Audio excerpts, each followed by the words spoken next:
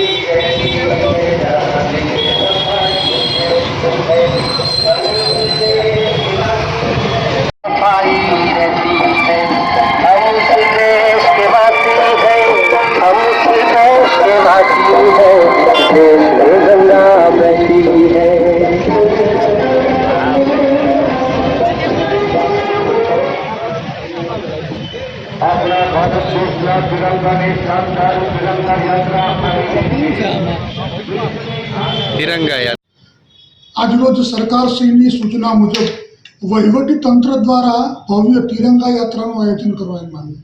સરકારની સૂચના મુજબ 11 તારીખથી લઈ અને 15 તારીખ સુધીમાં અલગ અલગ વિભાગો દ્વારા તિરંગા યાત્રાનું આયોજન કરવામાં આવેલું, જેમાં આજે સાવરકુંડલા વહીવટી તંત્ર દ્વારા ભવ્ય તિરંગા યાત્રા કાઢવામાં આવી।